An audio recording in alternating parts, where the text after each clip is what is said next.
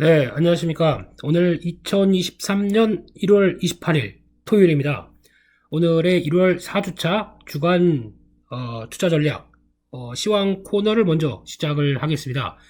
오늘이 좀 시작이 늦었습니다. 네, 조금 업로드팅이 늦게 돼서 죄송하고요. 또 오전에 좀 비즈니스가 있다 보니까 일을 좀 하고 또 바로 또 이제 저희 중요한 주말의 미션이죠. 네, 또 주식 공부하자 이런 쪽으로 들어왔습니다. 네, 그래서 일단 제가 요즘 한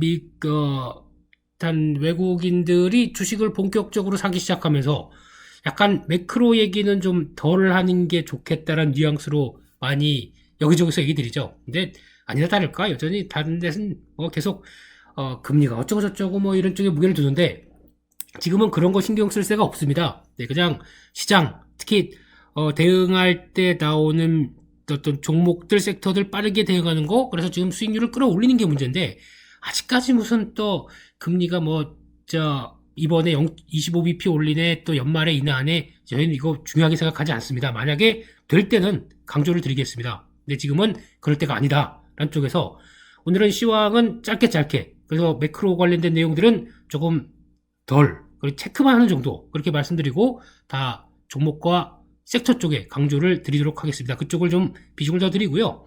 일단 지금 보니까 1월 27일까 거의 뭐 1월 말로 들어가는 상황 쪽에서 1월 기준, 그러니까 저희가 정확하게 보면 올라오기 시작한 게 1월 3일부터, 그러니까 바닥을 1월 3일 날 찍었습니다. 그러면 쭉 올라온 걸 계산을 해보게 되면 거의 1월 달 월봉이 보시는 것처럼 거의 지난 12월 달이 거의 9.5% 하락했는데 1월 달은 지금 현재 종가 11% 정도 올라가는 상황이죠. 그러니까 그때 하락분을 그대로 반영하고 있다라는 쪽의 변화가 나오고 있는데 그 이면에는 지금 1월 달부터 한번 계산해 볼까요? 1월 달은 지금 외국인들이 정확하게 6조 7천억 매수를 집중하고 있고요. 그런 과정 쪽에서 잘 보면은 지금 뭐 옵션 쪽까지 생각해 본다 그러면 금액별로 봤을 때는 거의 양 매도거든요. 이게 무슨 얘기냐면은 이제 보통 이제 금액으로 많이 표시하지 않습니까? 저희가 이게 잠깐만요. 예. 저희가 보통 이제 옵션 뭐 파생 얘기는 제가 잘 안 드리긴 한데 이런 때는 한번 체크를 해야 될 필요가 있을 것 같아서 이제 콜 매도 풋 매도가 나옵니다. 그러니까 즉 위쪽으로는 그러니까 반대로 보면 위쪽으로는 여기서는 더 이상 못 갈 거, 아래쪽으로는 더 이상 못 갈 거. 그러니까 약간 지수를 옵션만 보게 되면 좀 묶어놓는 현상이 있거든요. 근데 이게 중요한 게 아니라 선물까지 가세를 한다. 그러면은 변동은 조금 점점점 줄인 채 시장을 끌겠다는 의도가 좀 가장 큰 모습들이 지금 외국인들의 동향에서 나오고 있습니다. 외국인들이 한 7조 정도 아마 이 기조로 그대로 나간다. 그리고 또 아마 내일 가게 되면 제가 항상 체크하는 것 중에서 요즘은 이걸 제일 많이 체크합니다. 외국인들이 수급이 들어온다. 뭘 봐야 되느냐? 외국인들 돈 들어오느냐? 보게 되면 국제금융센터 여기서 지금 나오는 자료 중에서 국제금융센터의 턱까지 쓸게요. 네. 나오는 이제 글로벌 주식형 펀드 자금 동향 이게 제일 중요합니다. 이게 키워드예요. 지금 뭐 달러나 뭐 나머지 얘기하는 걸 또 다 합쳐서 그러면 외국인들 참 돈 들어와 안 들어와 여기가 핵심이거든요. 돈 들어오면 이번 주도 많이 산다. 그러니까 즉 지지난주였죠. 그러니까 저희 설 연휴 전에도 약 한 9억 달러 정도 그리고 연휴 이후에는 11억 달러 정도 이렇게 들어오다 보니까 짧은 시기 11억이면은 이거 1조 한 2천억 정도 되죠. 그 한 주에 사야 됩니다. 들어왔으면요. 그거 집행하느라고 이렇게 매수가 들어오는 거죠. 그러니까 이런 상황에서 다음 주도 똑같이 아마 제가 이거는 뭐 8.15 모니톡도 마찬가지겠지만 미리 뭐 또 아마 월요일쯤에 미리 제가 또 남겨드릴 수 있습니다. 그리고 확인하게 되면 그거까지 봤을 때 이번 주도 외국인들이 얼마 사느냐 이게 제일 중요한 관심사예요. 얼마 자금 들어왔느냐 그걸 보고 다음 주를 예상을 하고 다음 1월 말 2월 초를 예상할 수 있기 때문에 그래서 첫째로 이번에도 또 한 10억 달러대 들어왔다. 다음 주도 또 강세장입니다. 그냥 2,500 이거 무시하고 그냥 또 쭉 달릴 수 있습니다. 10억 달러 플러스 업이냐 이거 제일 중요하고 반대로 중국 시장이 개장합니다. 그럼 중국 시장에 집중하기 위해서 이번에 뭐 10억 달러가 아니라 2억 달러 뭐 이 정도 그러면 지금 2천억 정도다 보니까 거의 관망 수준인데 자금은 들어오겠죠. 그러면 생각보다 2,500선 가지고 뭐 왔다 갔다 하는 정도. 오히려 유출이 발생했다. 한국 많이 샀고 중국으로 가겠다. 그럼 만약에 뭐 마이너스 한 5억 달러 정도 나온다. 다음 주 조정입니다. 이렇게 해석해야 될 것 같아요. 일단은요. 그 자금에 따라서 동향들 보면서 그에 따른 외국인들이 어떻게 들어오는지 이거 보고 판단하는 게 제일 중요하지. 지금 매크로 이것저것 따질 때가 아닌 것 같습니다. 그래서 일단은 지금 저희는 요런 기조만, 그러니까 즉 돈 들어오고 거기서 자금 움직이고 하는 것만 확인된다. 일단 계속 붙어야죠. 네, 그래서 그런 것들 체크해보자 라고 말씀을 드렸고요. 그러면 또 저희가 항상 하는 거, 예, 또 계속 달러 봐봐. 그리고 또 여러 가지 지표들 체크하는 것부터 잠깐 해보겠습니다. 이것도 그냥 쭉 하고 체크하는 정도만 할게요. 뭐 어떤 중요한 의미는 벌써부터 이제 달러 약세 가면서 여러 가지 얘기를 많이 드렸기 때문에 지금 기준 어디냐? 딱 보게 되면 이제 달러가 약세로 가겠다는 신호가 크게 한번 나왔고 지금 하락 각도가 약간 좀 줄어들고 있습니다. 그런데 지금 최근에는 아예 이렇게 만들기 시작하면서 절대 100일을 안 깨려고 합니다. 그 절대는 아니지만 네, 언젠가는 네, 그게 여기 수치죠. 그러니까 좀 요 자리까지 같이 이어보게 되면 약 한 101대가 있습니다. 요거 안 깨려고 무지 노력합니다. 왜? 이게 강력한 지지권이다 라고 보여주는데 이럴 때 한번 팍 하고 튈 수도 있어요. 근데 그렇게 되면은 그 어떤 시장의 조정 역할을 하겠죠. 그게 아마 하게 되면 FOMC 뭐 이런 쪽의 가능성 이렇게 생각하겠는데 한다고 하더라도 올라가봤자 지금 한 103대 지난번에 하락하면서 내려온 가격대 그 지지대죠. 달러 인덱스 103. 그러니까 즉 우리식으로 얘기하면은 원달러 환율이 급하게 내려왔던 것까지 따지게 되면은 아마 별게 다 나오네요. 네. 바로바로 돼야 되는데, 네. 이게 원달러 환율이 요 정도입니다. 그럼 1250원, 60원 여기를 돌파를 못한다. 그러면 돌파에도 저항력을 보인다. 그러면 여전히 달러와는 약세 쪽으로 가는 거고요. 그러면 시도했다가 다시 이렇게 되는 이런 과정으로 봐야 되겠죠. 그래서 1260원 못 가면은 일단 다시 또 워낙 강세 이어진다. 물론 이게 단순하게 이쪽 부분이 아니라 또 개장하는 위안화 흐름도 봐야 되겠죠. 근데 위안화는 지금 최근에 동향을 보게 되면 일단 경기 부양할 거야 라는 쪽에서 약간 올라옵니다. 그래서 지금 6.7대까지 올라왔는데 요거는 이제 중국 증시의 동향과 중국에서 외국인들이 주식을 산다. 그러면은 위안화 상대로 또 강세로 갈 수 있겠죠. 그런 부분들 체크하는데 중요한 거는 위안화 쪽 마찬가지로 체크한다고 하더라도 중요한 거는 일단은 달러화가 어디로 가느냐. 이게 제일 핵심이겠죠. 그러면 여기서 달러가 이제 앞으로 다음으로 국면으로 간다. 만약에 올라온다고 하더라도 103대 이상으로 못 온다. 이게 확인됐다. 그럼 다음 어디냐면 여기입니다. 99.5 정도. 즉 다시 한번 표시를 하게 되면 여기죠. 요 라인들, 이때 나왔던 라인들 지금 여기를 지지하려고 하다 보니까 여기를 이탈합니다. 그럼 거기가 지금 보게 되면 99.4, 99.5인데 그러니까 100 이탈한다는 얘기입니다. 여기까지는 한 번에 훅 내려갈 수 있습니다. 반등했다가 못 가게 되면 여기까지 또 내려가는 이런 과정이 나올지. 그래서 요게 FOMC 뭐 큰 변화 없이 그냥 우리도 연준에서 그냥 금리 더 이상 안 올리는 기조 쪽으로 캐나다은행처럼 그렇게 얘기를 한다. 그러면 그냥 바로 훅 내려올 수도 있는 상황들이고요. 아니면 조금 또 강력한 언사들이 또 파월 의장의 연기 얘기가 나오기 시작하게 되면 살짝 그래 뭐 항상 그랬으니까 들어왔다가 돌파 시도를 계속 못하고 나온다. 그러면 이제는 다음은 100에서 99.5까지 갈 생각을 해야 되겠다라고 봐야 될 것 같습니다. 그게 중요한 변화고요. 장기적으로도 달러 인덱스는 지금 보게 되면은 고점 찍고 이렇게 쭉 내려오는 현상. 그러니까 의미 있는 박스권까지 내려온다 그러면 적어도 이 상태겠죠? 이 상태까지는 내려와도 되겠다라는 쪽으로 보다 보니까 아마 지금 변화는 일단 레벨 다운이 계속 시도되는 거 이거 봐야 될 것 같고요. 그 밖에 비트코인은 잠깐 볼까요? 예, 이것도 시장에서 미리 지금 계속 먼저 연준이 이렇게 움직일 거야. 조금 아깝긴 하네요. 예, 뭐 뒤늦게 이래봐야 아무 소용 없습니다. 네, 그래서 뭐 지난 건 지난 거고 그러면 이제 연준의 내용들과 지금은 이제 미리 그러니까 그 위험 자산의 끝판왕이라고 하는 이런 쪽은 먼저 선반영 그러니까 연준이 그렇게 할 거야 라고 들어갔는데 연준이 좀 세게 나온다 그러면 또 꺾입니다. 또 꺾일 수 있기 때문에 여기서 지금 뭐 비트코인을 바라보면서 매매한다 이건 저는 아직 잘 모르겠고요. 또 혹시 강하다 그러면 또 여기 시도하겠죠. 그러면 또 한 25,000, 6,000대 시도할 텐데 이 자리에서는 제가 보기엔 다시 2만대를 지지하는 현상이 한번 나와야 되지 않을까라는 쪽에서 그렇게 되면 기다리고 혹시나 변화 보게 되면 제가 혹시 뭐 갑자기 코인 관심 있게 되면 한 연합인포맥스 들어가기 전에 보니까 요거 좀 사봐도 되겠다. 그러면 또 말씀드리겠죠. 그 공지사항을 통해서. 근데 그거는 아직은 본격적으로 대응할 때가 아니다. 그러면 혹시나 비트코인을 지금 25,000이니까 한 단계 레벨 다운, 그러니까 0.5개 이 정도까지 해서 한번 베팅해 볼 때는 좀 들어오지 않나 생각은 드는데 체크하겠습니다. 체크하고요.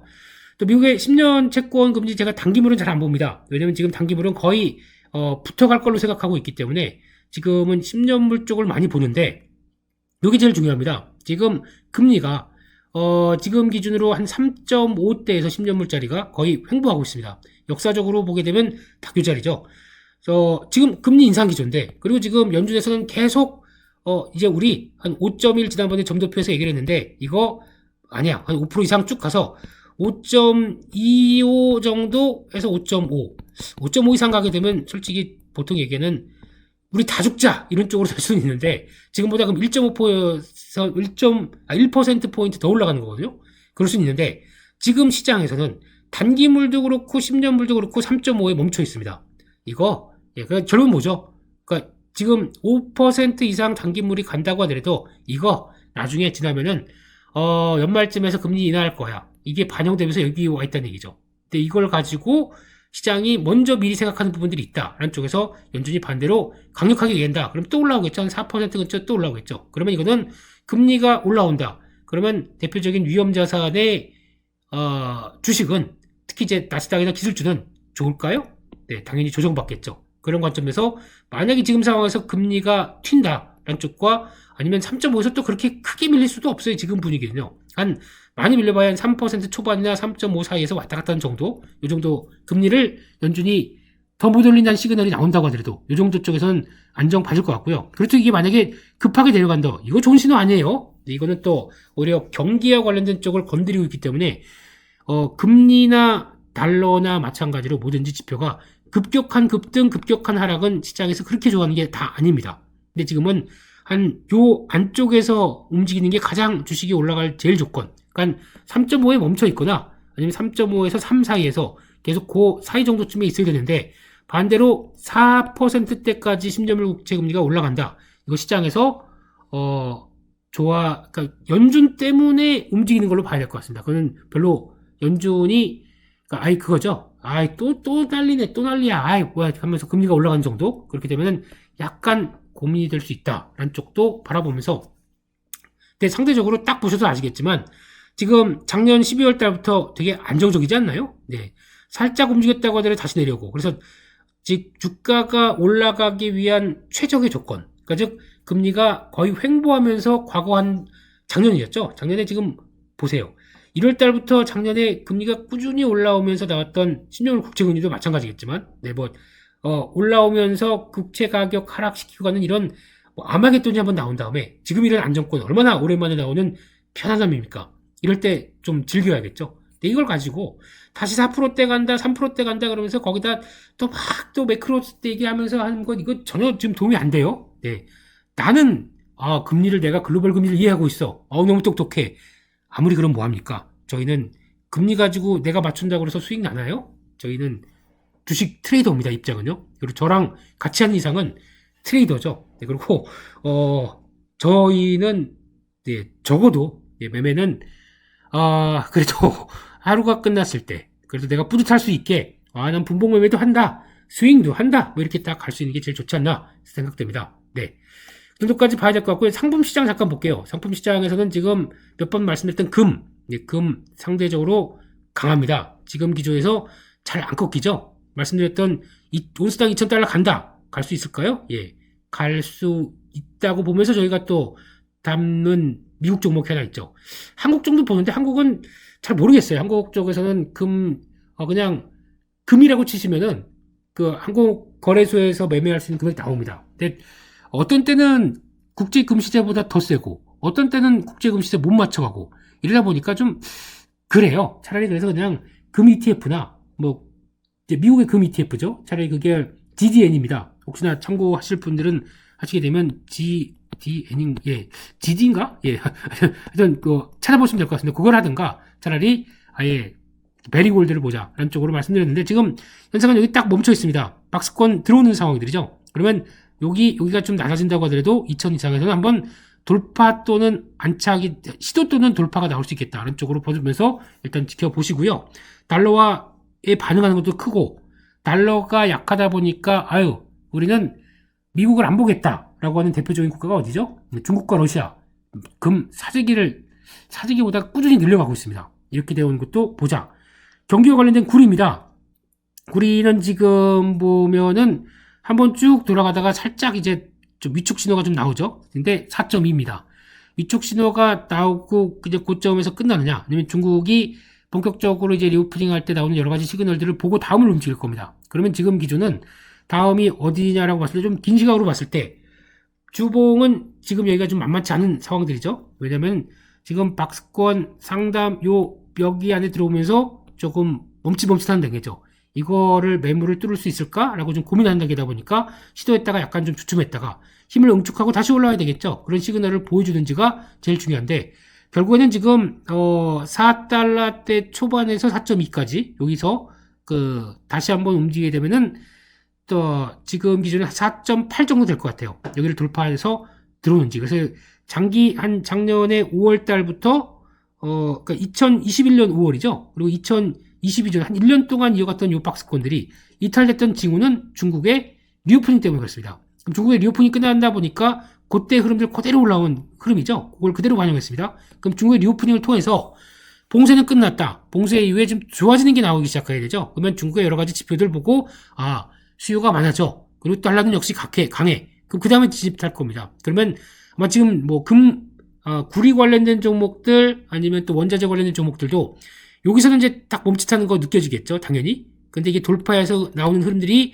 중국과 함께 이번에 중국 시장 개장과 함께 나와서 변화가 나온다. 그때는 좀 달라지겠죠. 그거 체크하는 것도 중요합니다. 그래서 이구 산업 대창 이런 것도 물론 중요하겠지만, 그래도 풍산부터 고려아연 이런 종목까지 원자재는 이제 또 어딜 영향을 끼치느냐, 약간 리튬 또 니켈 이런 것도 영향을 끼칠 수가 있습니다. 근데 지금은 너무 많이 올라다 보니까 좀 꺾이죠. 이게 영향을 받아서 또 원자재 가격들이 돌아가는 게 확인되고, 또 철강석 올라가게 되면 철강주 움직일 거고, 또 이런 원자재 가격들이 움직이는 비철금속에 따라서 움직이는 종목들도 많지 않습니까? 황금 ST도 갑자기 생각나고, 이런 종목들도 마찬가지겠지만, 이런 게 영향을 끼치게 됐을 때에 대한 변화, 이것도 한번 보자 라는 쪽으로 봐야 되는데, 일단은 여기가 돌파가 되기 시작. 그러니까 만약에 2차 전지 소재 쪽도 마찬가지죠. P를 구성하는 게 이런 소재, 리튬이 가장 중요할 거고요. 그 다음에 거기다 잘 알고 있는 저희 NCM, 그러니까 니켈, 코발트, 망간 이런 것들도 같이 올라가기 시작해야 P가 높아지면서 거기서 따라 나오는 Q가 확정되다 보니까 소재 업체들이 좋아진다. 이 논리가 나오는데, 지금 P가 떨어지게 되면은 아무리 Q가 살아봤자 P가 떨어지는 것 따라서 소재 업체들 실적이 좀 위축될 수 있다. 이렇게 바라보는 쪽이죠. 그러니까 요거 확인하는 게 중요할 건데, 근데 그 중에서 P를 관리하는 수단이 있다. 이걸 내가 어느 정도 좀 수직 계열화 시켰다. 이게 대표적인 회사가 포스코 케미칼이잖아요. 포스코 케미칼이다 보니까 시장에서 요즘 가장 강한 2차 전지 소재 쪽으로 받는 거고, 또 수직 계열화된 쪽이 하나가 있죠. 에코 프로입니다. BM은 그 계열사니까요. 에코 프로가 중요한 건데, 이게 지금 또 얘기가 금리가 올라가서 올해 투자해야 되는데 비용이 얼마가 된다, 뭐가 된다, 또 말이 많죠. 항상 시장은 노이즈만 가지고 생각될 때는 주가가 위축됐을 때 Q가 확대되는 걸 전혀 얘기를 안 하고 있어요. 네, 그렇기 때문에 Q의 확도도 만만치 않다. 이것도 보시면서 이런 것들 보면서 대응하는 게 좋지 않나 라는 쪽도 잠깐 말씀을 더 드렸고요. 얘기하다가 또 저기까지 나가네요. 네, 짧게 하려고 그랬는데. 네, 그렇습니다. 그러고 원유 유가죠. 유가는 지난번에도 말씀드렸지만 약간 70달러대 이하로 내려가는 거는 용인 안 하겠다. 왜냐면 그래도 인플레이션 시대고, 게다가 중국이 살아나는데 라고 오는데, 솔직히 이제 유가가 중국에 대한 기대감 치고는 되게 적게 올랐어요. 이것도 되게 의아해요.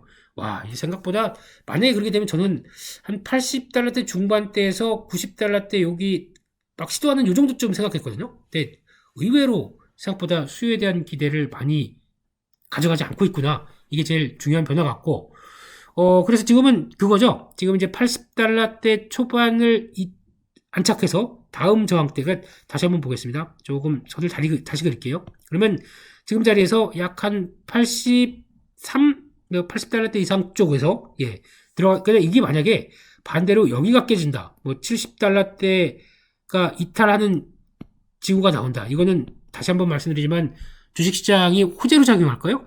지금 더 이상 그러니까 에너지 가격들이 떨어져서 금리가 그거 한번 볼게요. 에너지 가격들이 떨어져서 금리를 더 못 올리고 조만간은 이제 충분히 내릴 조건이 됐다. 이거 호재가 절대 아니라고 제가 몇 번 강조드렸습니다. 금리 떨어지는 게 되는 거는 이제 급한 상황은 들어갔는데 금리를 떨어뜨린다는 얘기는 첫째, 시장의 침체가 좀 심각하게 되겠구나. 이걸 경기 부양해야지 라는 쪽으로 나오기 시작해서 금리 인하를 하는 경우가 더 있다고 봐야 될 것 같아요. 초기에는 이거 별로 그렇게 썩 좋은 신호 아닙니다.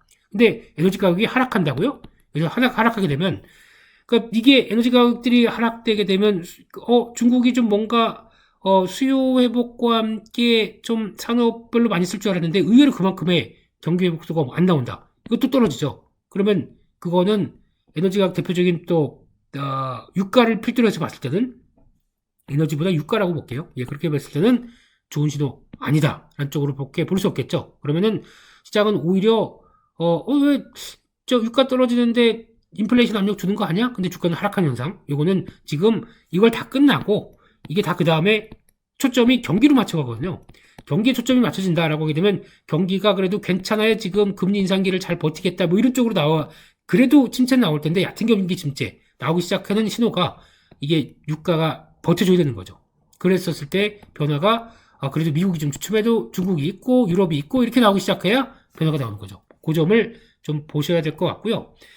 게다가 또 하나 지금 여기 리그 수가 안 나오는데 미국의 원유 생산량 이거 한번 잠깐 볼까요? 이거는 좀 의미가 있긴 있는데 미국이 요 지표가 나오는 것 중에 하나가 저희가 보통 얘기하는 것 중에 리그 수라고 있습니다. 이게 그러니까 채굴 건수를 얘기합니다. 그러니까 여기도 하나 뚫었고 여기도 하나 뚫었고 그래서 이게 채굴 장비와 함께 쭉 하고 늘어나는 이걸 얘기하는데 지금 최근에 리그 수가 쭉 올라가다 약간 고점에서 주춤합니다. 약간요. 이게 지금 나오고 있다 보니까 지금 미국의 원유 생산량도 지금 약간 위축되기 시작하는 게 확인이 되는 거죠. 이러다 보니까 이 지표를 보고 뭐가 반응하냐면은 지금 미국에서도 그렇고 한국에서도 그렇고 에너지 관련주가 재미없다라고 나오는 대표적인 시그널입니다. 그래서 이게 보통 얘기하는 계절적인 요인인지 날이 이렇게 추운데 어떻게 땅을 파요? 지금 딜 다 나가요. 그래서 계절적 요인 정도로 해서 마무리 짓는다 그러면 괜찮습니다. 근데 이게 만약에 에너지 쪽이 아무래도 신재생 쪽으로 계속 드라이브를 걸고 우리 지금 생각했던 거 요즘에 해서 좀 투자 마무리 할게요. 아니면 투자 더 안 늘어날게요. 라고 하는 리그수의 변화와 그리고 이거 이쁘게 분홍색 보라색이 있어야 되는데 네 보라색이 없네요. 여기는요. 그리고 여기다 에너지 쪽도 하나 이렇게 에너지의 가격, 생산량도 하나 이렇게 같이 연결될 수 있는 두 가지 지표다 보니까 지금 에너지 저희가 종목들 관심 있고 작년부터 끌고 온 종목들 저점에서 산 것도 있다고 하더라도 요게 턴하기 시작해야 되겠죠. 이 두 가지 계속 체크하면서 보자라고 봐야 될 것 같습니다. 그리고 그것도 한번 체크하자는 논리 쪽으로 봐야 될 것 같고요. 이것저것 다 체크해 가네요. 그래서 그거 한번 확인했고요. 시장 위험 지표 한번 볼까요? 뭐 별로 이런 때 위험이 뭐가 나오겠습니까? 그냥 요것만 보겠습니다. 하이드 채권 스프레드. 이거는 상당히 안정된 모습들 쪽으로 당연히 가져가겠고요. 그냥 괜찮다. 여전히 하향이 개인적으로는 그냥 아무 일 전 요 정도 부분에서는 멈출 것 같아요. 그 얘기 드렸죠. 그래서 횡보가 들어갈 것 같다라는 쪽으로 언급을 드렸던 부분들이 금리는 올라 있어요. 그렇기 때문에 여기까지 안 들어갑니다. 이거는 절대 기대할 수치가 아니고 이 정도에서 또 여기까지 안 들어가는 것도 이상해요. 뭐 아무 신용 위험이 안 생긴다. 이것도 좀 이상하죠. 금리가 이렇게 올랐는데 너무 평안한 상태. 뭐 지금 이게 만약에 이 상태로 좀 오래되다가 한번 그런 건 나올 것 같아요. 다 기업들이 빅테크도 회고한다. 모두 회고한다. 그러면 기존의 스타트업 관련된 쪽으로 미국에는 상당히 많을 텐데 이 회사들이 그러면 제대로 잘 유지를 해서 끌고 갈 수 있느냐, 자금 유동이 계속 들어올 수 있느냐, 이건 아직까지 잘 모르겠죠. 그럼 거기에 따라서 나오는 또 기업단의 중소기업발, 또 아니면 작은 회사, 그냥 작은 회사라고 표현할게요. 그런 쪽에서 약간 변화가 나오기 시작하게 되면 약간 또 들썩들썩하기 시작하겠죠. 이런 것은 가능하되 지금 시점에서는 아직은 안정적이다라고 봐야 될 것 같습니다.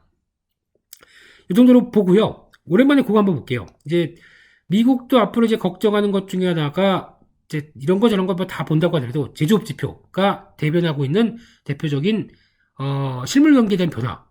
딱 보셔서 아시겠지만 지금 처참합니다. 미국은 쭉 내려서 ISM 제조업 지수 보게 되면은 그렇게 강했던 뭐 경기를 대표한 쪽이 65까지 내려왔다가 올라갔다가 쭉 하고 빠지는 과정들. 지금 48입니다. 보통 역사적으로 이거를 맥스로 보게 되면은 약 한 45대 정도에서는 크게 이탈하지 않습니다. 이 정도까지 오게 되면 거의 마무리 정도로 생각을 하는데 이게 여기까지 이제 내려오고 각오하는 거죠. 그러면 그게 50대 이하에서 45 사이 정도쯤에선 거의 뭐 경기 침체를 반영하겠다는 쪽인데 아직은 48입니다. 그래서 이 부분이 앞으로 제조업 지표와 관련된 쪽에서 45 정도 안쪽에서 거의 마무리되는 쪽으로 나오지 않나. 이것을 턴하는 것도 하나의 중요한 겁니다. 그러면 여기서 이제 봐야 될 게 턴하기 시작한다. 뭐 어떤 변화가 나옵니까? 이거는 첫 번째 미국이 그렇고 그리고 좀 이따가 이거까지 볼게요. 그럼 미국이 이런 상황이고 G2죠. G2 그러면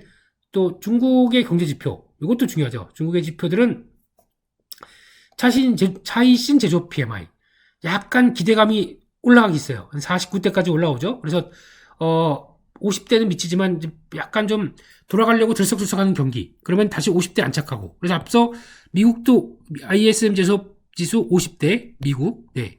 중국도 조만간 50대 안착하고 이게 다음 주면 발표됩니다. 근데 미국은 아직 더 멀었어요. 멀었다고 보고 있고 50대 안착하는 순간 어떤 변화가 나오느냐? 이거는 즉 반도체 이쪽에 대한 가장 상승에 대한 핵심이 나올 수 있는 부분들입니다. 그래서 지금은 이런데 벌써 주가는 움직이고 있고 뭐 재고가 어쩌고 저쩌고 또 업황이 어쩌고 저쩌고 적자가 어쩌고 저쩌고 다 무시. 네. 어차피 지금 업황 저점인데 안 좋은 데서 좋은 쪽으로 나올 수 있는 개선 가능성의 첫 번째 보여주는 게 제조업 지표가 첫 번째 이거를 크게 아울러지고 있는 게 OECD 경기 저행 지수. 이게 턴하는 모습들이 확인된다라고 하게 되면 반도체 뭐 지금 나오는 것보단 상관없이 그냥 날아갑니다. 이럴 수가 있습니다. 이 두 개를 가지고 그러면 저희는 SK하이닉스가 뭐 그동안도 여러 가지 말씀드렸지만 이따가도 한번 말씀드릴게요. 네, 제가 조금 더 샀습니다. 한 85,000원대 조금 더 사봤어요. 어차피 7만원대 샀던 거 어차피 저희가 네, 끌고 가는 거에 대한 확신은 그냥 FSD로 하고요. 네, 더 좋은 게 있다. 그러다 보니까 이건 그냥 트레이딩 영역으로 제가 붙고 있거든요. 좀 이따가 SK하이닉스 때 설명드리고요. 네, 그렇게 보시고 마지막으로 하나만 더 보겠습니다. 유로존의 현재 지표. 예. 제조업 PMI 어떻게 됐느냐? 거의 바닥에서 올라오는 참 드라마틱하죠. 유럽이 살아난다. 라는 쪽에 대한 대표적인 지표죠. 여기까지 와서 46.4 바닥 찍고 쭉쭉쭉 올라가고 있는 회복이죠. LNG 가격이 다시 뚝 떨어지다 보니까 공장 가동률이 올라가는 현상. 그러다 보니까 물가 상승 압력이 높아지는 부분들을 ECB 의장이 이제 됐다. 우리도 이 정도면은 해도 되겠다라고 하는 회복이 나오기 시작하겠죠. 그래서 이 LNG 가격의 회복이 첫 번째고 유럽은 두 번째가 뭐냐면 중국의 리오프닝인데 리오프닝도 정확하게 보게 되면 관광. 네. 지금 중국의 관광객들이 미어 터지려고 시작하는 쪽이 유럽입니다. 그동안 중국에서 유럽은 그렇게 멀지가 않아요. 이때 어떻게 보면 베이징 이쪽 말고 뭐 한 중부 도시 쪽에서 유럽은 그렇게 오래 걸리는 시간대가 아니죠. 그러다 보니까 좀 여유있게라고 봐야 되나? 좀 그래도 쉽게 방문할 수 있는. 왜냐면 또 유럽은 마스크를 안 써요. 다 열어놨어요. 그러니까 너무 지겹다 보니까 이제 유럽에 가서 그동안 못 봤던 못 느꼈던 바게트도 먹어보고 파스타도 먹어보고 하는 이게 두 가지의 추측이 나오다 보니까 유럽은 그래도 관광 수입이 차지하는 나라의 대표적인 나라 뭐 남유럽도 마찬가지고 이런 뭐 그렇다고 뭐 독일이나 프랑스도 가긴 가겠죠. 이런 것들이 나오다 보니까 효과가 나오면서 돌아가고 있다. 상당히 중요한 의미겠죠. 네, 그런 쪽과 함께 보자라고 하게 되면 이것도 체크를 할 변수다라고 봐야 될 것 같습니다. 오랜만에 그것까지 볼까요? 한국의 제조업은 어떠느냐? 한국의 제조업 PMI는 지금 왔다 갔다 하고 있습니다. 제대로 자리를 잡지 못하고 있고요. 그래서 바닥은 찍었는데 지금 10월 달에 좀 돌아서기 있죠. 그렇다고 또 확 돌아서지도 못합니다. 이 정도쯤. 하지만 50대가 못 넘어갑니다. 이게 지금 수출의 동향과도 같이 맞물려 들어겠죠.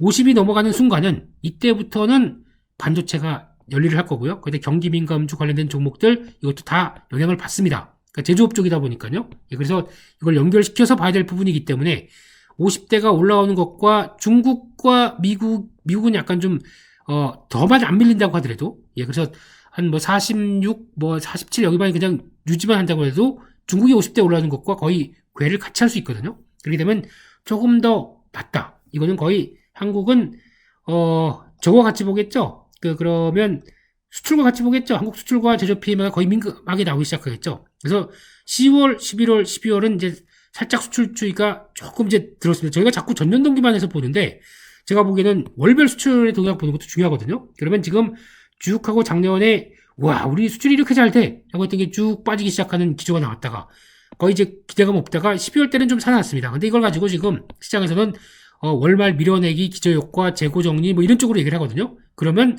1월 달부터 다시 나오는 성과 중요한데 보통 보면은 저희가 1, 2월 달은 춘절도 있고 막 그러다 보니까 그렇게 큰 기대가 없어요. 1월 달, 뭐 3월 달 같은 경우는. 근데 보통 봄 때, 그러니까 약 한 4월부터 6월, 한 2분기 때가 이제 확 살아나는 시기라고 보시면 될 것 같거든요. 여기가 또 IT도 약간 비수기 쪽이 많습니다. 근데 4월부터 6월 달, 그럼 뭡니까? 중국의 리오프닝이죠. 중국의 리오프닝과 함께 본격적으로 살아나기 시작하고 IT 경기 그동안 역성장만 했던 거 돌아오기 시작하고 원자재 가격들 다 돌아가기 시작하고 뭐 이런 것들이 나온다. 본격적인 이때가 신호가 나올 부분들이죠. 지금은 미리 움직이는 거.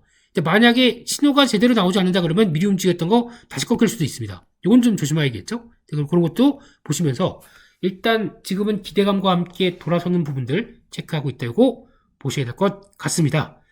네, 요 정도로 안 보려고 그랬는데, 예, 지금 매크로한 거 자세히 안 보려고 그랬는데, 이게 뭐가 막 들어가네요. 네, 그래도 거기까지 해서 정리를 하도록 하고요. 그러면 지금, 상황에서, 그러면 기술적인 얘기들 봤을 때, 기술적인 거, 솔직히 이런 상황에서 기술적인 거 얘기하면은, 약간 저 사람 주식 못하네. 저는 그렇게 생각합니다. 왜냐면은, 이게 올라오는 게, 솔직히 그렇잖아요. 돈의 힘으로 올라올 때는 기술적인 분석 다 무시합니다. 저희가 경험한 적 있죠. 2020년도 예, 돈이 풀리다 보니까 나왔던 대표적인 현상. 코로나로 고통은 받고 있지만 돈이 풀리다 보니까 나오는 이런 역설적인 현상. 이것도 마찬가지로 돈이 풀리는 현상이 외국인들이 주식을 사주니까 이렇기 때문에. 그래서 지금은 기술적 분석 별로 중요하지 않고요. 지수와 관련된 기술적 분석이요. 그리고 2,500 넘냐 마냐 뭐 이런 거 중요하지 않고 다 필요 없습니다. 그냥 외국인들이 사냐 안 사냐. 아까 처음에 말씀드렸죠. 글로벌 펀드 자금 동향. 요거만 제일 중요합니다. 그래서 이게 어떤 역할을 하는지가 또 유입되는지 아닌지에 따라서 확인해야 될 것 같고, 그냥 기술적으로 그렇습니다. 2,500 딱 봐서 저항이고요. 그리고 또 월봉상에서 2,500, 여기지 않습니까? 2,600대 이탈하면서 지금 사단이 난 거잖아요. 그러면은 딱 봐서 작년에 1월 달에 하락했던 지수대와 함께 보게 되면 2,700, 2,600대인데 아마 2,600대 안착이 제일 관건인 것 같아요. 2,500대도 그냥 지금부터 다 그래요. 2,500, 2,600, 2,700 다 저항대입니다. 그러니까 월봉상에서 심각한 타격을 주고 거기다가 거래도 만만치 않았던 지수대. 그러니까 지금 이거 다 넘어서 다음 자리까지 그냥 외국인들이 그냥 꾸준히 사고 중국에 대한 기대감이 높다. 그러면 어디까지 가냐면 제가 보기에는 여기입니다. 한 2,800 이거는 뭐 900까지도 시도는 들어올 수 있어요. 그러면 이때부터는 3,000 간다 이렇게 난리겠죠. 근데 그때는 또 갔다가 또 이때부터는 또 다시 3,000에 대한 꿈 나오기 시작하면서 또 확 거꾸로 들여버리는 그럴 수도 있는 상황들이고, 의외로 증권사 목표치가 다 여기입니다. 2,650대 이거 훅 하고 들어가는 경우 많아요. 그러니까 지금 증권사 목표치는 12개 증권사 대부분 11개가 다 올해 상단부 2,650, 하단부 2,200, 100 여기서 왔다 갔다. 그러면 시장은 항상 더 갔다가 제가 보기에는 한 요 정도쯤 저보고 예측을 하라. 일단 틀립니다. 이거만 아시는 것처럼 2,900 저는 여기라고 생각하고요. 테슬라도 틀렸죠. 제가 160달러 때 얘기를 했는데 160이 170달러 같죠? 뭐 하여튼간 여기 갔다가 이게 뭐 깰 수도 있는 변화가 나올 수도 있는 이건 모르겠습니다. 근데 여기까지는 안 온다고 하더라도 이렇게 될 수 있다는 거, 뭐 이런 거 보시면서 그냥 저희가 이런 건 그냥 지수는 그냥 재미삼아 이렇게도 될 수 있겠구나 싶은데, 그게 중요한 건 외국인들의 힘, 이게 붙어야 되겠죠. 근데 가능성이 있는 게 반도체가 저점이에요. 업황이 저점이에요. 외국인들이 들어오겠죠. 그러면 외국인들이 들어와서 반도체를 끌기 시작하면서 계속 사는 게 확인된다. 그럼 지수는 그냥 쭉 하고 들어갑니다. 그러면 저희가 반도체를 노리거나 반도체를 계속 갖고 있어야 될 섹터로 조정시 매수, 저점 매수 아니면 매수 아니면 그냥 줍줍, 그러니까 조금씩 모으자, 모으자란 표현으로 썼었던 부분들이 이렇게 나온다고 보시면 될 것 같고요. 그래서 그렇게만 지수 보고 일단은 나머지는 그냥 시장에 맡기는 걸로 그렇게 봐야 될 것 같고요. 의외로 지금 나머지 미국 쪽은 크게 아직은 의미가 없는 것 같습니다. 이 박스권 상단 돌파했는데 200일선 딱 지지받고 약간 좀 쉬네요. 이런 것도 좀 의미 있는 자리죠. 그런 쪽에서 그냥 그럼 돌파하게 되면 어떡할 텐데 그러면 그냥 또 그 다음이겠죠. 그런 쪽에서 다음은 중국 증시, 이거 잘 보자. 중국 증시가 개장하고 다음으로 중국 증시가 지금 200일선은 안착하고 돌파하기 시작하거든요. 저희 다음 자리를 다 넘어가기 시작하니까 이런 거 보면서 후행적이긴 하겠지만 그런 거 한번 보자라고 봐야 될 것 같고요.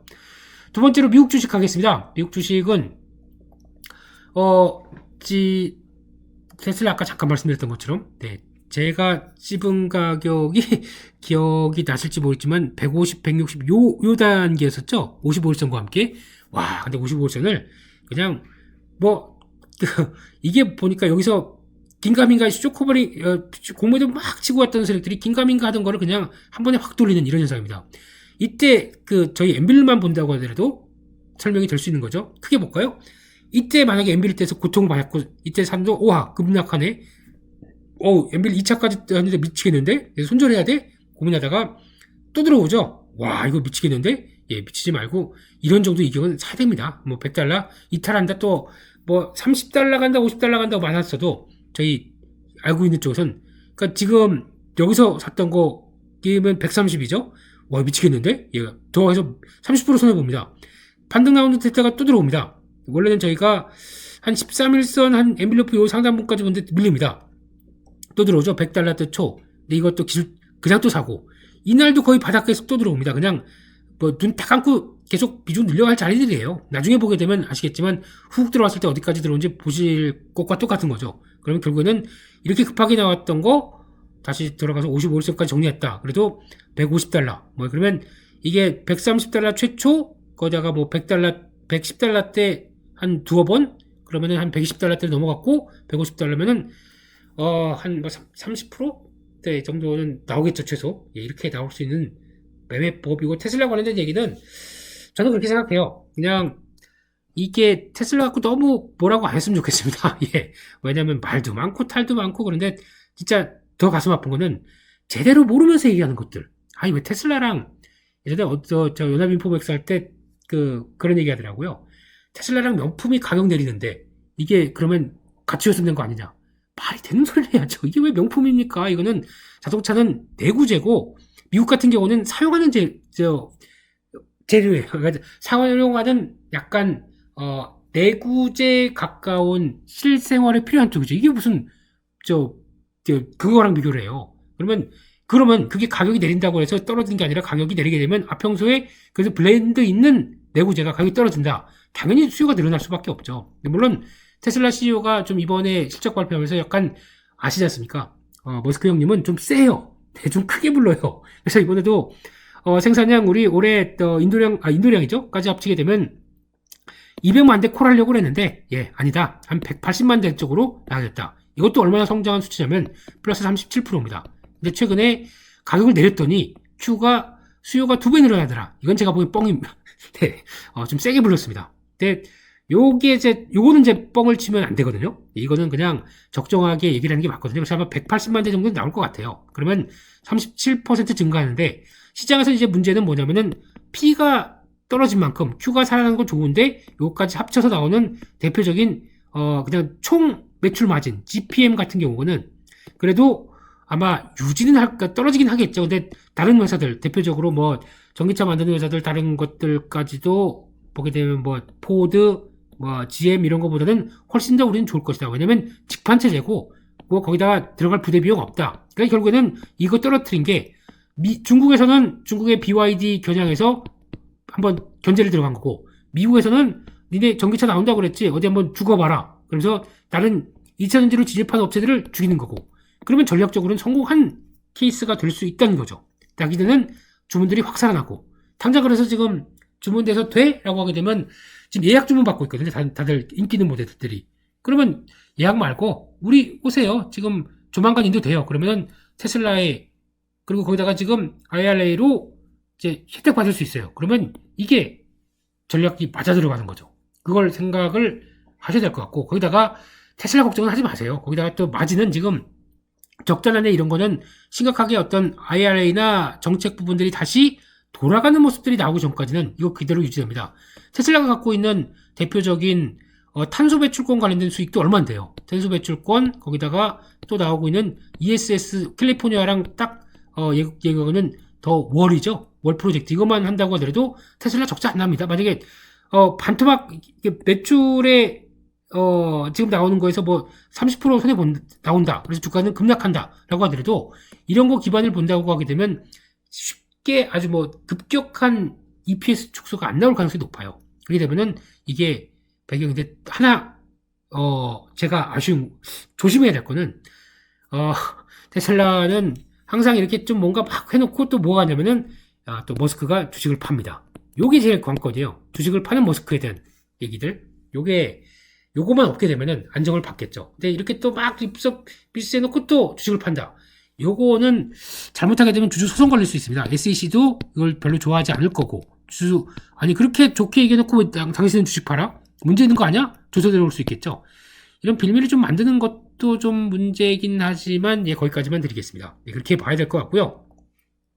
테슬라 얘기 좀 오래 드렸습니다. 그냥 가십삼아 저희 뭐 진입할까 그때도 그런 얘기 드렸죠. 진입하고 싶지만 환율이 어떻게 돼? 환율보다 그냥 탄력 생각했으면 그냥 들어가는 게 맞죠. 놓쳤습니다. 죄송합니다. 다시 혹시나 150달러대 초반대 아시죠?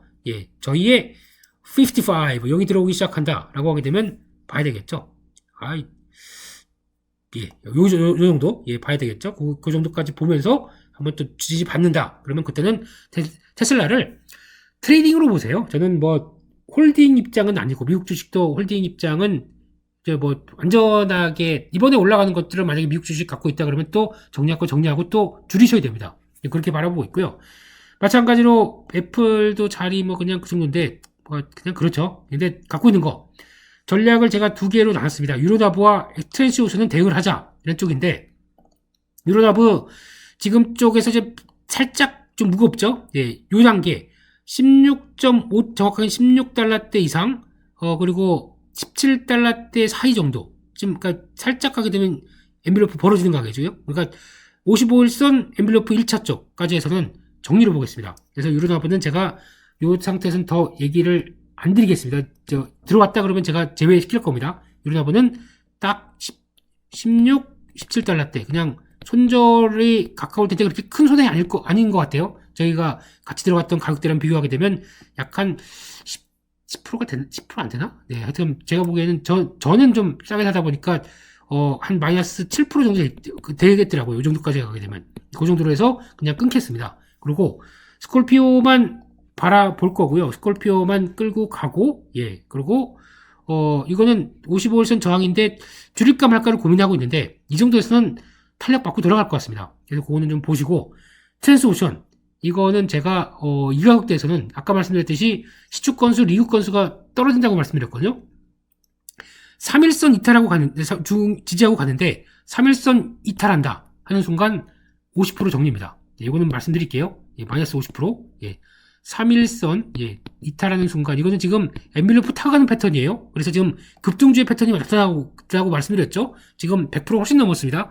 그래서 지금 110 몇 프로 돼 있는 걸로 알고 있는데 넘어가기 시작하게 되면서 이제 지금 확대해서 볼게요. 트랜스오션의 자리 3일선 잘 따라서 3일선 위주로 잘 따라가고 있고 거의 엔빌로프 잘 따라가고 있죠. 이걸 한 번의 종가상으로 우르르 무너뜨려서 끝났다. 그러면 그러니까 이게 아마 보통 패턴이 가다가 이렇게 나온 자리일 거예요. 이렇게 음봉이 이렇게 감쌌다. 이렇게 나왔다. 그러면 그러니까 아마 요 정도쯤 가격대. 그러면 가격이 아마 제가 보기에는 한 6.1달러, 6달러 때는 그래도 지키는 쪽으로 나오는데 그런 음봉이 툭 나왔다. 그냥 반정리. 나머지도 또 자리 봐서 다시 살지 아닐지를 좀 보는 단계. 그래서 혹시나 나 관심 있는데 라고 생각하셨으면은 이거 자리 노려볼게요. 근데 아직 지금 동향들이 에너지 쪽에 그렇게 막 우호적인 쪽으로 나가지가 않아서 그렇습니다. 제가 보기에는 괜찮은데 이렇게 바라보고 있지만 그렇게 봐야 될 것 같고요. 그리고 결론적으로는 그렇게 보고 그래서 두 개는 대응을 하자. 그리고 나머지 온세미 컨덕터 돌아오죠. 이런 회사는 50월선 안착하고 그래도 좀 무겁게라도 돌아옵니다. 그래서 다시 저희가 알고 있는 신고가 돌파할 예정입니다. 저는 개인적으로 이 회사 $100도 넘어가야 된다고 생각합니다. 미국에서 가장 전력반도체 쪽의 강자. 이거는 또 갈 거라고 생각합니다. 이거 길게 볼까요? 월봉을 볼까요? 월봉을 보시게 되면은 차곡차곡 조정을 잘 받았습니다. 그리고 한번 올라가면서부터 스피드를 갖춘 만큼 이게 그러니까 즉 2021년도부터 약 한 2023년도 초까지 하면 약 한 1년 연봉 볼까요? 좀 길게? 추세가 이상이 없는 거죠. 이렇게 되면요. 그러면 그냥 한 번 더 레벨업을 시도한다 라는 쪽으로 보고 아마 지금 성장세는 올해 어떻게 될지는 좀 모르겠습니다. 지금 전장 쪽이 살아나기 시작하다 보니까 다시 올라갈 가능성이 높은데 성장세에 대해서 폭발적으로 나온 거는 조금 좀 덜할지 모르겠는데 양적으로 나오기 시작한다 라고 되면 밸류가 완전 비싸다고 보긴 힘들 것 같거든요.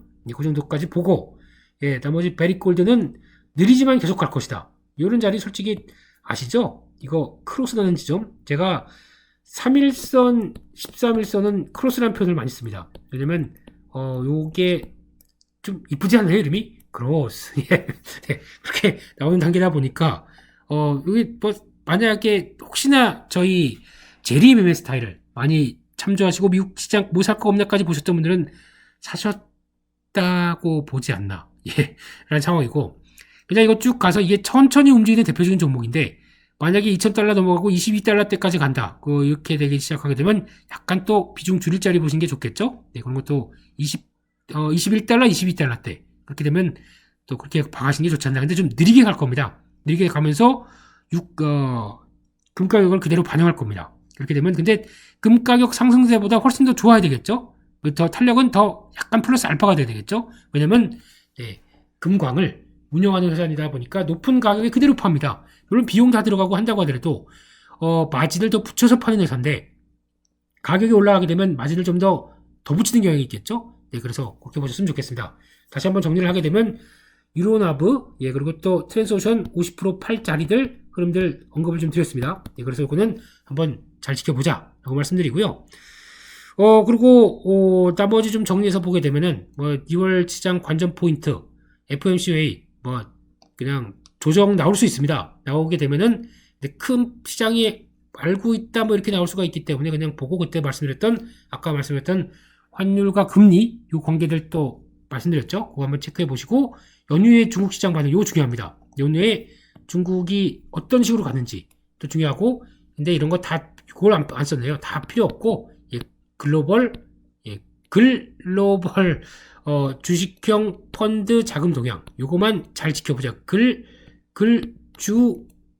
주간 단위입니다. 주간 단위 요거 잘 지켜보자. 이것도 언급을 드리겠습니다. 아직 안 나왔더라고요 지금요. 그리고 기업 실적 발표 이거는 요거 기후 동향에 따라서 에너지 가격 이거는 날씨가 추워지니까 또 좀 관련된 종목들이 들썩들썩하죠. 근데 투자는 한번 에너지 관련된 쪽이 들어갔기 때문에 아마 올해 실적도 성장으로 나올 겁니다. 이따가 좀 볼게요. 근데 큰 변화 없을 텐데라는 생각이 들고 있고 기업 실적 발표 이것도 별로 안 좋을 것이다 부진할 것이다 알고 있는데 생각했던 컨센서스보다 더 내려가게 되면 그건 또 충격받겠죠. 그런 쪽으로 바라보면서 기대감이 별로 없습니다. 그런데 바닥이 아닐까 이번에서 1분기까지 거의 저점이 아닐까로 바라보고 있는 또 시각이 있기 때문에 이거에 대한 발표는 기업별로 섹터별로 다 다르다 보니까 혹시 투자 아이디어가 생긴다 바로 안내드리겠습니다. 그래서 외국인 매수세 쪽 제일 중요하다고 말씀드렸고 그래서 지금은 제가 60% 40% 전략을 가면서 지난주에도 그랬거든요. 적어도 한 10%대는 이걸 활용하자. 그래서 한 70대까지는 늘려가도 되겠다는 쪽인데 단기나 스윙 쪽으로 하는 거는 현금을 20% 추가로 늘리겠습니다. 그러니까 그거죠. 결론적으로 지금 전략은 60%대는 끌고 가는 종목들 중심으로 간다고 하더라도 여기서 추가로 한 플러스 20%는 시장의 이상신호 그러니까 즉 이상신호는 딱 그거밖에 없습니다. 외국인들이 안 사거나 아니면 또 달러가 변하거나 그리고 또 금리의 변화가 나오거나 하는 이런 몇 가지 흐름들을 보고 다 합쳤을 때 외국인들이 안 사거나 관망하거나 그렇게 되면은 주혈되겠죠. 이 매매하던 관점. 그러니까 이 20%가 어디에 들어가냐면은 첫 번째 저희 단타, 분봉 매매 쪽으로 계속 하는 것들 계속 쓰여도 됩니다. 그리고 분봉이 보통 보게 되면 이따가도 잠깐 설명드릴 수 있겠지만 지지를 받았어요. 지지를 받고 끝났습니다. 근데 보통의 경우는 그냥 오늘에서 끝나면 되는데 이거 안 끝난 것 같아. 그러면 50% 남기고 50% 되면 다음 넘겨도 되거든요. 이 정도로 그 55일선 지지받고 딱 거의 전고가 신고가 부근에 나왔다. 다음날 갭상승 나올 확률이 높잖아요. 그러면 반만 팔고 반만 넘어간다. 라고 하는 부분들을 활용하시라는 얘기죠. 그래서 지금은 기본에 60% 그대로 갑니다. 근데 20%는 추가로 저희가 분봉 매매 가능하고 수익 매매는 시장 이상하다 그러면 언제든지 정리할 수 있어야 됩니다. 그런 부분들, 분봉 매매도 시장 이상 거의 뭐 대부분 들어갔다가 나왔다가 할 수 있는 쪽이죠. 그러니까 그런 거는 장중에 대응했다가 거의 뭐 마무리 짓는다고 하더라도 스윙 마찬가지고 조금 더 스윙을 좀 높여서 가는 부분 쪽까지 활용한다라고 하게 되면 요거는 충분히 20% 정도까지 더 활용하면서 적극적으로 매매하세요. 지금은 해야 될 때입니다. 지금 뒤로 빠질 때가 아니에요. 이런 거 좀 이상한 징후가 나오기 전까지는 계속 들어갔다가 그래도 뭐 이번 이제 주말이 됐습니다. 주말 사이에 또 어떻게 될지 모르기 때문에 뭐 그렇다고 하게 되면 나머지 종목들 좀 정리를 하지만 60%는 남겨놓고 아니면 뭐 60에서 70% 남겨놓고 그냥 가는 정도 이렇게 보시고 이럴 때 또 자금들을 활용하면서 단기 스윙 쪽으로는 계속 활용하자. 지금은 이런 때 장 받쳐줄 때 벌지 언제 벌습니까? 지금 계속 붙어야 돼요. 솔직히 지금 제가 에어클래스 구독자 여러분들을 위해서 약간 오버하는 경우도 좀 있습니다. 왜냐면 연합인포맥스 가서 저는 이번 주에 어느 때보다 바빴다. 이걸 왜 제가 얘기를 드리냐면은 혹시나 구독자분들이 보시게 되면은 그 정도로 지금 되는 장 쪽에서 저렇게 바쁜데 나도 좀 해야 되겠다라고 좀 이렇게 좀 어필을 드리는 거죠. 그러니까 지금은 제가 그렇다고 종목들을 말씀을 뭐 드리는데 약간 지금 저희가 종목 코너에서 말씀드린 건 약간 스윙 개념 기다려봐도 되는데 손절 아니면 위험 관리 할 때 가격들을 다 합니다. 여러분들도 저희 제리의 웨스타를 봐서 언제 이탈 못한다 하는지 다 아시잖아요. 55일선 중심으로. 그러면 그때는 손절 될 때까지는 계속 붙어보고 분봉도 하시고 스윙도 하시면서 지금 계속 계좌를 붐업시켜 놔야 돼요. 이러다가 만약에 얼마까지 갈지 모르겠는데 2,500, 뭐 2,600, 700, 뭐 만약에 2,900까지 갔다. 그렇게 되면 지금 이런 게 지금 바탕이 돼서 계좌를 끌어놓지 못하면은 단기든 뭐든 간에 아니면 또 보이는 뭐 반도체 쪽이나 이런 게 다 알아서 해주겠지만 이렇게까지 못 해주게 되면은 지금 대응할 여력들이 상대적으로 줄어들 수밖에 없습니다. 그러면 그때 가서 하다가 이거 지금이라도 이렇게 하면 안 돼요. 저희는 네. 끝날 때까지 외국인들이 변화가 나오면서 여러 가지 약간 이상 신호 나올 때까지 저희는 계속 붙어야 됩니다. 이거를 어떻게 합니까? 네. 제가 공지사항에서 안내드릴게요. 네, 보시고 시장 좀 지고 이상하다 그러면은 다시 60%대로 돌아가겠습니다. 기존에 들어갔던 뭐 또 20% 이상 뭐 40%까지 뭐 거의 그냥 풀베팅에 들어가셨다고 하더라도 60%대로 돌아가야 할 시간입니다. 이걸 누가 말씀드리겠습니까? 제가 하겠죠. 네, 그러면 그 정도까지는 자신있게 붙어보시고 매매해보시고 그러셔도 되겠다라는 쪽. 그러니까 지금 제가 서두에 그랬지 않습니까? 지금 뭐 그런 거 가지고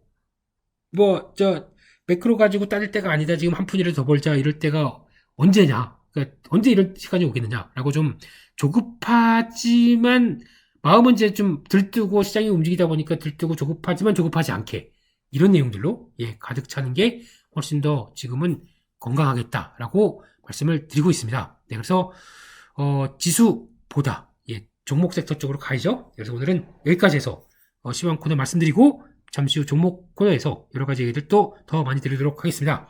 잠시만요.